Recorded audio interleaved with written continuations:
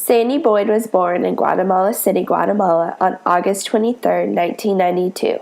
At a very young age of 3, her parents uprooted their lives and moved to California for a new opportunity in a different country to seek a successful, happy life. But with a domestic abusive father and the California expensive lifestyle, Sandy was uprooted once again to Rogers, Arkansas at the age of 15 to seek economic stability.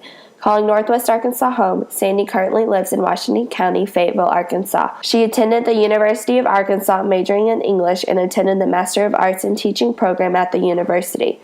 While Sandy was growing up, learning to read and write didn't come from her own free will. Someone or something was always pushing her along. With her grandparents having a very limited education, her grandma was one of her literacy sponsors. Her grandmother read the Bible out loud every day. Sometimes Sandy would sit and listen to her read the Bible in Spanish, emphasizing one of the first encounters besides school Sandy came in contact with literacy. Following the lines of her parents, Sandy's mother also had a limited education. She became pregnant with Sandy when she was a junior in high school and dropped out. She never went to college, and Sandy's father never let her mother go back to school or have a job.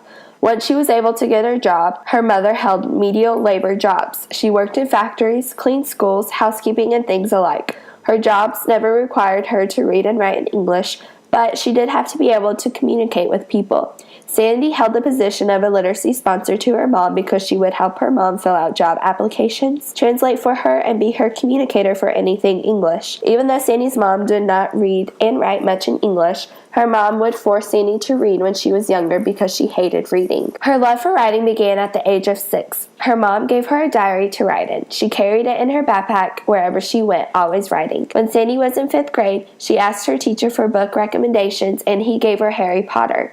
This book sparked her interest in reading and became a world changer for her love of young adult fiction. Her 5 siblings, her mom, and Sandy would travel to the library every week to check out audio tapes and 600-page books. Her mom let her loose to read whatever she wanted and take her to the library all the time. Reading was constantly influenced in her home. Her mom read a lot of motivational books, her grandma read the Bible, and her uncle read auto mechanic manuals. Family values were placed on reading and doing well in school. Her mother, being the best encourager for her improvement, sponsored how she views literacy today because of all the trips to the library for books and all the journals and diaries given to her to write in. Sandy valued books as an escape of reality where she can figure out how life works, but also reading helped her cope with everyday battles. Life was hard for Sandy's family. They moved constantly to different cities because her mom couldn't hold a job for very long. Money was tight, so any book and magazines in their home were donations from shelters or the church they attended.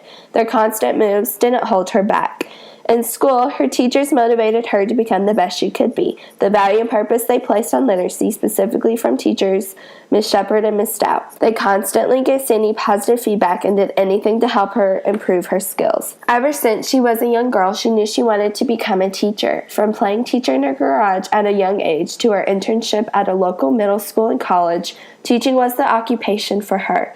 The purpose and value of becoming a teacher was placed on becoming a person of encouragement in someone's life, much like her mom, grandma, uncle, and teachers did with her growing up. Beyond her teachers and family, political system shaped her assumptions about the purpose and value of literacy. Sandy remembers 9/11 being prevalent in her childhood. Her teachers discussed articles about it. She read about it in newspapers and saw it on TV. Obama's first and second presidency term also impacted how she viewed literacy because she read positive and negative sides about Obama and his campaign in much the same way. These events shaped how she looks at media and the news today. With her literature and education background, she reads news articles very critically and asks if these literacy pieces have a bias, which results how she views any piece of writing or literature now. Obama's campaign impacted her family because, much like him, her family was a minority and looked at negatively because of the color of her skin. Because of Obama overcoming negative feedback and attitudes, it helped boost her self-esteem and boost the idea that this country really is a country of freedom. So with the new campaign of Hillary versus Trump, Sandy is back at being negatively affected because she was born in Guatemala and the negative connotations that came with that suddenly arose again. While growing up, Sandy had to face bullies. She looked to her teachers, reading and writing, to help cope and escape the outside world. Her teachers were her friends. They encouraged her to push forward. Sandy wanted to do much the same as her teachers influenced her to do. Currently, as a 9th grade English teacher at Bentonville High School, she sponsors her students' literature every day. She uses Chromebooks, laptops, and even allows students to use their phones for research. Literacy is always around us and is incorporated into our lives without us knowing. In Sandy's free time, she watches TV on Netflix and Amazon Prime. She searches social media, listens to audiobooks while commuting from Fayetteville to Bentonville, holds a book club where she shares information with her friends about the specific book, and she also has a blog where she shares her writing with groups of people. Teachers can focus on incorporating literacies like blogs, TV shows, social media, podcasts, etc. into their curriculum to keep students engaged and interested in learning. Place and literacy go hand in hand. Without Sandy coming to Arkansas, she would have never had stationed her roots here and had wonderful teachers to inspire and motivate her. She exclaims, "I had a lot of people encourage me throughout my life that motivated me to continue reading, continue that thirst for knowledge and wanting to know more. So if I didn't have that, I don't think I would be as avid a reader as I am today." Literacy impacted her life from the encouragement she received throughout her education. School, a place where literacy is mainly focused, was brought to the forefront to help succeed and become a teacher today. The implications for educators of acknowledging a relationship between literacy and play should be found in the library and school, just where Sandy found her inspiration.